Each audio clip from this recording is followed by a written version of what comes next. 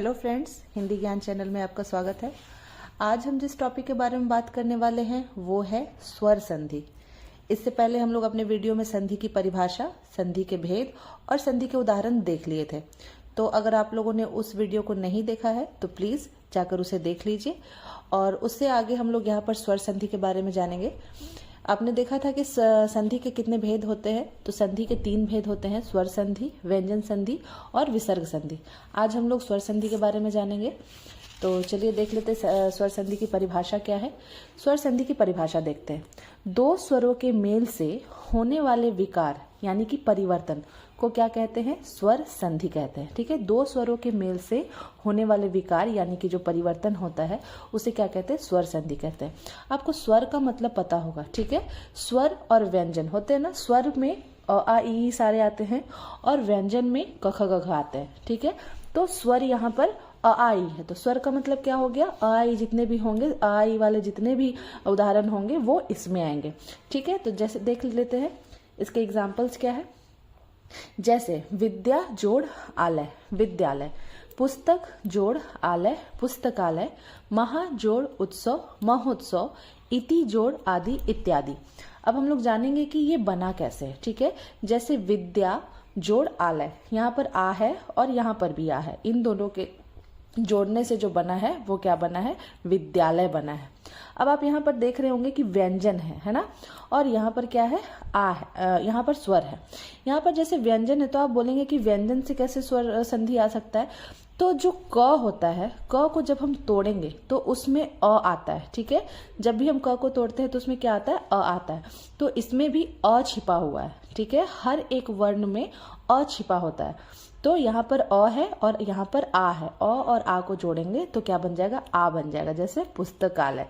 चलिए और भी हम इसके एग्जाम्पल देखेंगे। पहले हम इसके भेद के बारे में जान लेते हैं। ठीक है, स्वर संधि के कितने भेद होते हैं? स्वर संधि के 5 भेद होते हैं। कौन कौन? दीर्घ संधि, गुण संधि, वृद्धि संधि, यण संधि, अयादि संधि।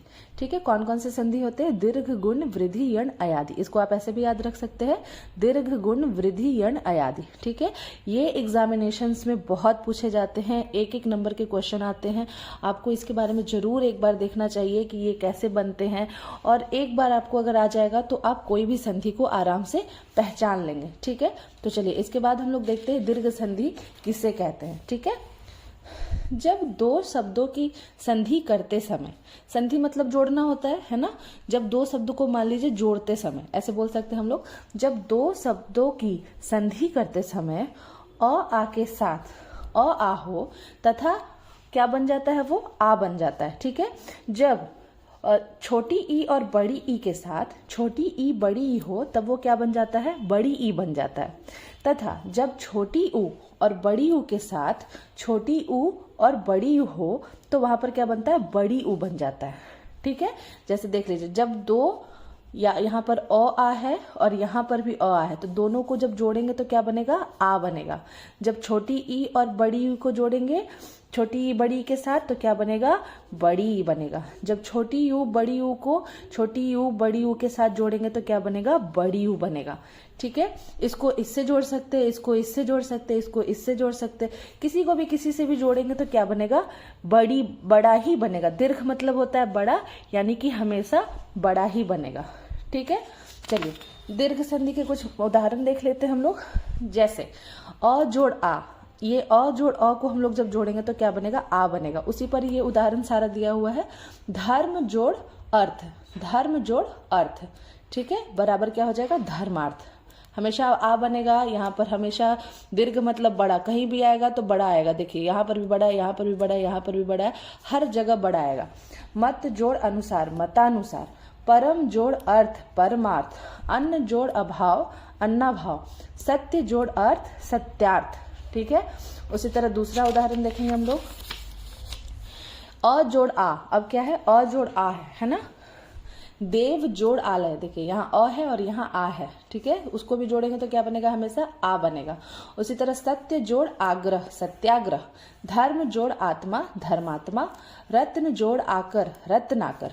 उसी तरह आ और अ को जोड़ेंगे तो क्या बनेगा, आ ही बनेगा, क्योंकि ये दीर्घ संधि है, हमेशा इसमें बड़ा ही होगा, कुछ भी होगा तो बड़ा ही होगा। इसको पहचानने का यही तरीका है कि जहां भी बड़ी ई हो, बड़ी ऊ हो या फिर आ हो, वहां पर हमेशा दीर्घ संधि ही होता है। ठीक है, जैसे सीमा जोड़ अंत, सीमांत, शिक्षा जोड़ अर्थी, शिक्षार्थी, सेवा जोड़ अर्थ, सेवार्थ। उसी तरह आ और आ को जोड़ेंगे तो क्या बनेगा, आ ही बनेगा। जैसे विद्या जोड़ आलय, विद्यालय, महा जोड़ आत्मा, महात्मा, दया जोड़ आनंद, दयानंद, महा जोड़ आनंद, महानंद।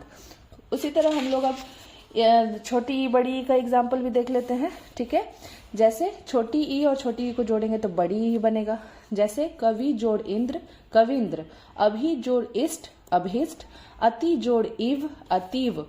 उसी तरह छोटी ई और बड़ी ई को अगर जोड़ेंगे तो बड़ी ही बनेगा। जैसे परि जोड़ इक्षा, परीक्षा, कवि जोड़ ईश, कवीश, मुनि जोड़ ईश्वर, मुनीश्वर। अब बड़ी ई और छोटी ई को जोड़ेंगे तो वो भी क्या बनेगा, बड़ी ई ही बनेगा। ठीक है, जैसे योगी जोड़ इंद्र, योगिंद्र, मही जोड़ इंद्र, महींद्र, पत्नी जोड़ इक्षा, पत्नीक्षा। बड़ी ई और बड़ी ई को जोड़ेंगे तो बड़ी ई ही बनेगा। जैसे नारी जोड़ ईश्वर, नारीश्वर, नदी जोड़ ईश, नदीश, रजनी जोड़ ईश, रजनीश। उसी तरह ऊ के उदाहरण भी हम लोग देख लेंगे।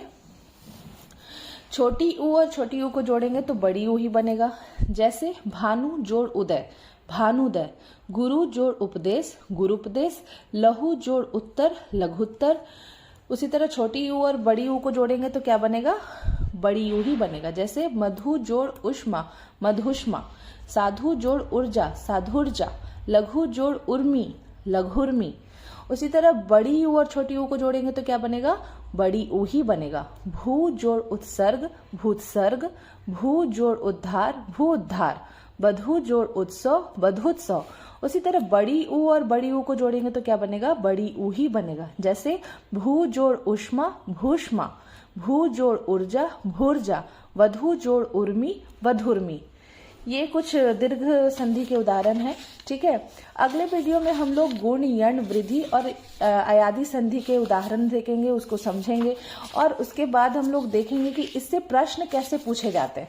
ठीक है, हमेशा हम लोग ये देखेंगे कि प्रश्न कैसे पूछे जाते हैं। ये मैं आप लोगों को अभी बता दी हूँ कि कैसे स्वर संधि के आप कैसे पहचान सकते हैं। ठीक है, स्वर संधि को पहचानने के तरीके बताए हैं मैंने। इसके बाद मैं आपको बताऊंगी कि स्वर संधि के क्वेश्चंस कैसे पूछे जाते हैं एग्जामिनेशन में। ठीक है, अगर आपको मेरा वीडियो अच्छा लगा हो तो प्लीज इसे लाइक करें और अगर मेरे चैनल पर नए हो तो प्लीज उसे सब्सक्राइब कर ले और मुझसे कोई भी अगर सवाल पूछना हो तो प्लीज कमेंट करके पूछें।